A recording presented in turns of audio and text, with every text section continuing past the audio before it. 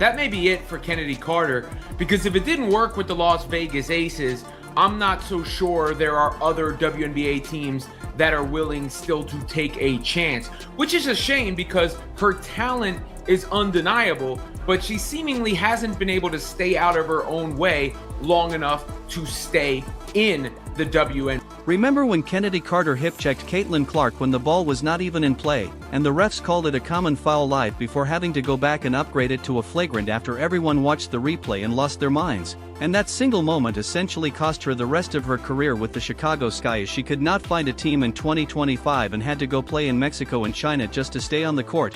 And now, after finally clawing her way back to the WNBA after the Las Vegas Aces gave her a chance at the start of the 2026 season, she has been fired again by Coach Becky Hammon and Aya Wilson, as she has been kicked out of the WNBA. That may be it for Chennedy Carter, because if it did not work with the Las Vegas Aces, it is hard to imagine other WNBA teams being willing to and Clark.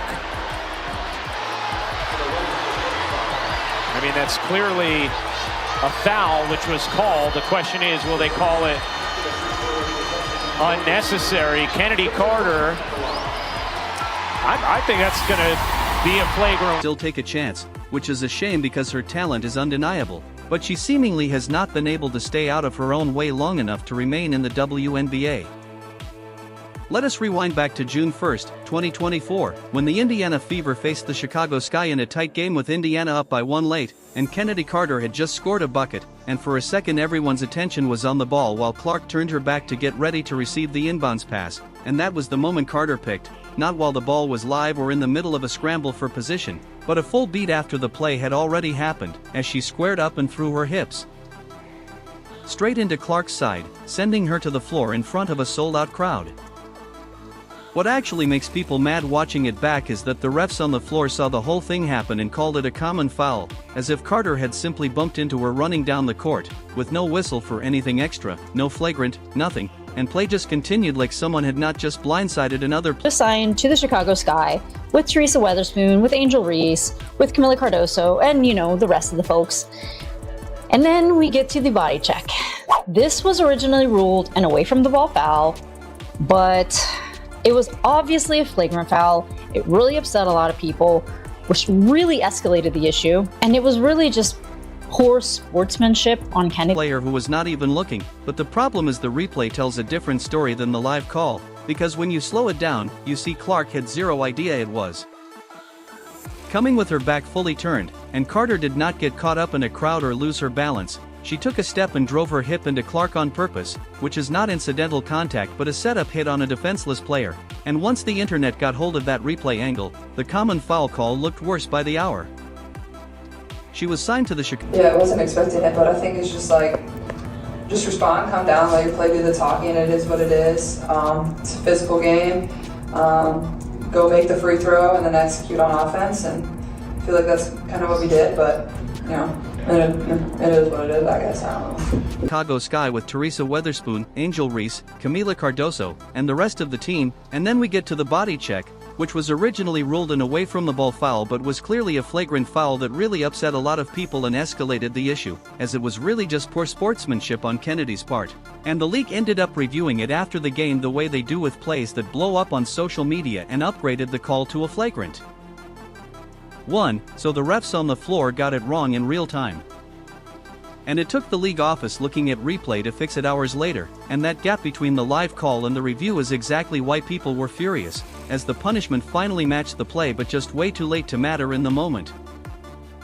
Clark's response afterward is what a lot of people still bring up as the contrast, as she said basketball is competitive, that she gets it, and that emotions get the best of you, adding that it had happened to her too. Then she moved straight into talking about the game itself. Chennedy, just wanted to give you an opportunity to talk about that moment between you and Caitlin. What was that play, what was said, and kind of what it led to. Next question.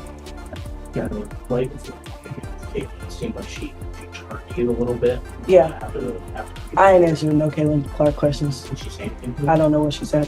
What'd you say to her? I didn't say anything. That's enough. We're good. Saying the team just needed to make the free throw and execute on offense.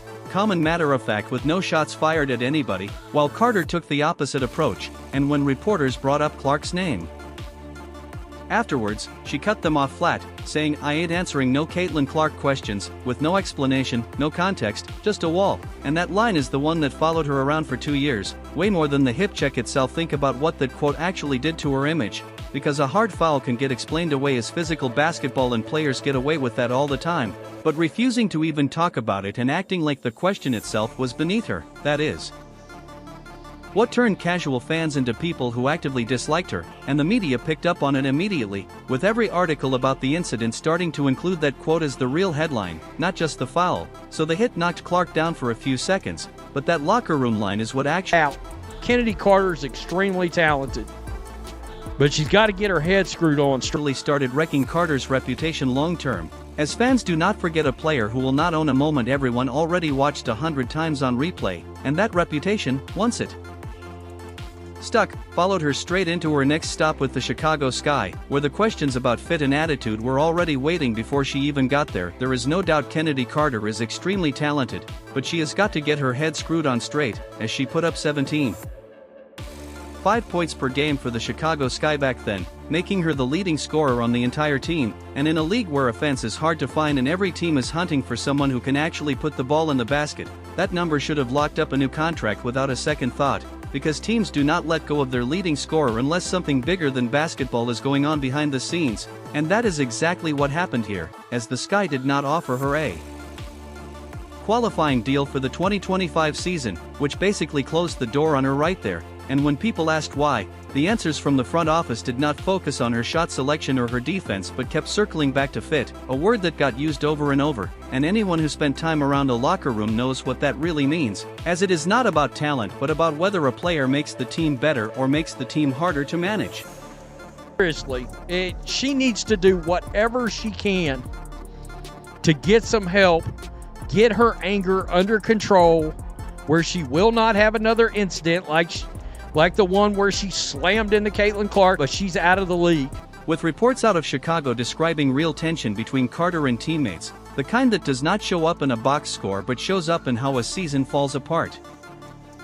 This was not some one-time overreaction from a front office spooked by one bad headline, as Carter had already bounced from Atlanta, where she dealt with a suspension, and from Los Angeles, where she could not hold on to a starting role before getting benched, and add Chicago to that list and you have a pattern any GM in the league can see coming from a mile away, because teams talk to each other and reputations travel faster than stat sheets ever could, with the Atlanta Dream suspending her in the middle of her sophomore season, basically saying she was a detriment to the team and team culture, then trading her to the Los Angeles Sparks. And what happened next tells you everything, as not one single WNBA team signed her for the entire 2025 season, not a training camp deal, not a two-way contract, nothing, as a player averaging 17.5 points per game the year before could not get a phone call, and that almost never happens to someone who can still score at that level, because usually a scorer like that gets picked up out of desperation alone. But instead, Carter had to leave the country just to keep playing basketball, signing with a team in Mexico and later playing in China,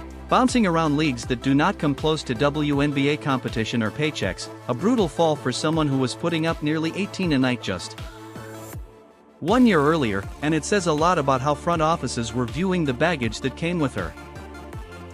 Meanwhile, It looks like she's blacklisted, and she will be playing professional basketball during the season, but it won't be for the WNBA. In the WNBA, Caitlin Clark and the Indiana Fever were doing the opposite of falling apart, with arenas selling out night after night, viewership numbers breaking records, and Indiana turning into the hottest ticket in the league. And while Carter was flying to China to stay relevant on a basketball court, Clark was filling up buildings that used to struggle to sell a few thousand seats. And the contrast right there says everything you need to know about which player the league was building around and which one it was quietly pushing out. It looks like she is blacklisted and will be playing professional basketball during the season, but it will not be for the WNBA, as no team wanted the risk, not for 17.5 points, not for anything, because scoring can get you a roster spot, but nobody is willing to deal with locker room chaos over a stat line, especially when the WNBA is finally getting the national spotlight it has wanted for years, and that risk-reward math simply did not add up for anybody watching from the outside, leaving Carter with a full year of nothing but silence from every front office in the league. So she made a choice for 2026 to try to change the story herself, sit down for interviews, and see if she could talk her way back into a locker room nobody wanted to open the door for. Break down that situation that happened. Yeah. So, in basketball a little bit, there's things called talking, what you like to call smack or whatever everybody likes to call it. Yeah. Plays before things are said, that's a part of basketball. After almost 2 years of total silence, Chennedy Carter suddenly started popping up on podcasts with no team, no contract, and no WNBA games to talk about, yet she was booking interviews left and right, and fans immediately started asking why now, why show up to talk after 2 years of saying nothing right when free agency for 2026 was about to open up, and that timing was not an accident. As everybody watching knew exactly what she was trying to do, so she sat down with streamer Neon 2. Finally addressed the Clark hit directly in what looked like her attempt to control the story before teams started making calls, but instead of using that platform to own what happened, she leaned on the label just basketball, as if a blindside hit on a player with her back turned falls under normal physical contact, and she also floated the idea that Clark had elbowed her earlier in the game, as if that somehow explained lining someone up after the whistle had already blown on a made basket. Play before, maybe I was elbowed, okay, that happens. Think the next play down, maybe something was said, and then maybe there was like a little clip of somebody like yelling in my face, and then we go down the court, then I hit like a little bucket, you feel me, come down, hit like a little nice little mid-range pull-up, and then I just like, just give her like a little like I'm here, like, I don't think it was, what's crazy? Me and my brother went back and watched, and we seen a lot of clips in the NBA of guys getting like pushing LeBron. Like I think it was Jeff Teague or somebody who like pushed LeBron out of bounds, like said, man, I was mad because like we couldn't stop him.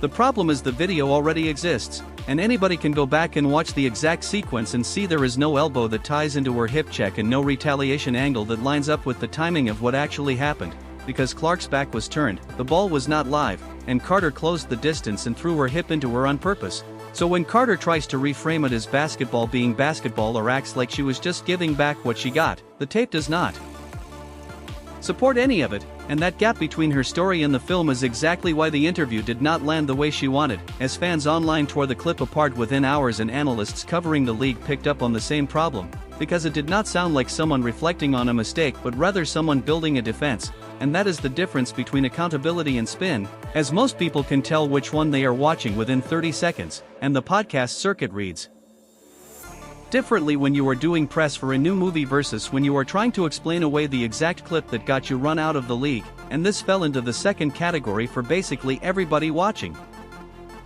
This was not her first excuse, as Atlanta suspended her for conduct issues, Los Angeles benched her before she ever got a real shot to lock down a role, and Chicago moved on entirely once the locker room tension. It's like one of those things like it happens in basketball. I know people try to say, oh, it's not one of those things. It's not a personal thing, it's a competitive thing. It happens in basketball, and like it's just one of those things. But like, yeah, it's kind of what happened. Then it spiraled out of control, and then the media takes whatever narrative they want to put out. You watch every game, every single game, to see if you can find any deflects in my game, and like it's really nothing that you probably could say too much about. So then you have trolls, and that's why I said they're gonna be around regardless. But yeah, it was just like a nice little like tap, like I'm here, not to like harm you or anything. If you want to push somebody, you're gonna like outweighed the scoring average, and every single stop has its own version of "it was not really my fault," and by the time you stack 4 of them together, teams stop hearing individual explanations and start seeing one long pattern, which is exactly what shaped how front offices approach the 2026 free agency period. Because GMs do not just look at the last thing that happened, they look at the full file, and Carter's file had 4 different teams and 4 different sets of excuses attached to it, so most franchises took one look at that history and passed without a second thought, unwilling to bring in someone with that much noise attached for a bench role. One team did not pass though, despite every red flag sitting right there in plain sight, as the Las Vegas Aces decided to take the swing nobody else in the league wanted to take, because the podcast apology tour did not erase what happened on that court in 2024. It just gave people one more excuse to add to a list that was already too long to ignore, yet somehow that did not stop Vegas from handing her a roster spot for 2026, as after every single team in the league passed on her, the Las Vegas Aces. I mean, that happens, man. Like, it's one of those things. I'm a great player, she's a great player. It looks a certain way. Everybody's gonna have their views on it. But my personal view is, you know, I don't have anything against her. She's a great player, and so am I. And I've got buckets all that season. You know what I'm saying? So it's just one of those things that, I love it though. They think I hate it. I love it. I love when it gets riled up and juicy like that. You feed off of like what people say and shit, and it makes you more motivated. Oh yeah, that's what I'm telling you. Oh yeah, I love the hate. I love that. Yeah. Oh, yeah. Stepped up and signed Chennedy Carter for the 2026 season, and nobody saw that coming. Not after the year she had, not after 2 seasons of teams treating her like she had a warning label attached, and for a while, it actually looked like the gamble was paying off, as Carter came off the bench and started scoring the way she used to score back in Chicago, putting up close to 19 points per game and a role built around instant offense, and fans who remembered her as a pure bucket getter finally saw that player again, with her quick first step, tight handle, and knocking down shots off the dribble like the last 2 years never happened. How much is a headache worth? That is what the Las Vegas Aces were weighing in their mind. How much is a talented player worth if it is a constant headache? And if you are trying to keep a culture or change a culture and somebody is disrupting that culture, how much is a headache worth? And then the posts started showing up as Carter took to social media hinting she was being kept on a leash and complaining about limited minutes even while she was producing, and the tone shifted fast from, how much is a headache worth? That's what the Las Vegas Aces were weighing in their mind, in my opinion. How much is a headache worth? How much is a talented player if it's a constant headache? And if you're trying to keep a culture, change a culture, and somebody's disrupting that culture, how much is a headache? Grateful to frustrated, especially as she thinks she is the star of the team and not 4-time MVP Aya Wilson, and around the same stretch, she dealt with a mysterious illness and an injury that pulled her out of the rotation, and the minutes that were already tight got even tighter, and a player who needs rhythm to score the way she scores does not handle stop and start stretches well, and it showed on the floor almost immediately, but then the ego gets in the way, as she made a couple comments about being on a leash and all of that type of stuff, and you have to honestly know your place, because knowing your place and knowing your value are 2 different things. Vegas did not wait around to see it. Then the ego gets in the way. The ego gets in the way. She made a couple comments, being on a leash, all of that type of stuff. And honestly, you just gotta know your place. I know you know your value. Knowing your place and knowing your value is 2 different things. If it would fix itself, as the front office brought in Justine Pate mid-season, a roster move that quietly did what everybody watching already suspected, signaling that Carter's spot was not safe no matter what the box score said the night before, because teams do not make moves like that unless they are already planning for what comes next, and adding a piece at her position while she is still on the roster is about as clear a signal as you can send without saying it outright, and reports started connecting her exit to tension with Aya Wilson. And if that is true, it makes total sense why Vegas moved fast, because Wilson is the centerpiece of that franchise, an MVP-level player the entire roster gets built around, and locker rooms built that way do not have room for friction with the best player on the team, as coaches can live with a lot of things, but a star player feeling uneasy around a teammate is not one of them, not on a roster with championship expectations attached to every single game. The girl got skills, however. If you are always rubbing people the wrong way and not understanding your place, that team is Aya Wilson's team, and when you are snapping back at her and Chelsea Gray, the 2 leaders of that team, it is not going to end well for you because you do not produce and you do not contribute like they contribute. Got skills. However, if you always rubbing people the wrong way, you're not understanding your place. That team is A'ja Wilson's team. And when you snapping back to her and Chelsea Gray, the 2 leaders of that team, it's not going to end well for you because you don't produce and you don't contribute like they contribute. And every mistake Carter made in Vegas got magnified because of who she already was to fans, as her history with Clark meant cameras were watching closer. Comment sections were harsher, and any hint of drama got read through the lens of the hip check from 2 years earlier, and that is the cost of the reputation she built, as a quiet locker room disagreement that might get ignored for another player turned into a headline for her almost instantly, and when Becky Hammon finally addressed the release, she did not soften it, as Hammon's comment cut straight through, blunt enough that it landed harder than any stat line Carter put up all season. Coming from Hammond, that lands differently because this is a coach who has won championships and managed personalities across an entire roster of all-stars without blowing up locker rooms, and if someone with that track record could not find a way to make it work, that says everything about how deep the problem actually ran, as a title-winning coach and a roster full of all-stars still had no room for Carter. And that is not bad luck but a pattern finally catching up to her one final time, leaving her right back where she started, out of the league and out of chances, because 4 different teams signed Chennedy Carter because the talent was always real, and 4 different teams cut her loose because talent alone does not fix what happens in a locker room, and that is the whole story right there, while Indiana with Clark, Boston, Mitchell, Hall, and Cunningham keep building something bigger every single season with no drama, just growth.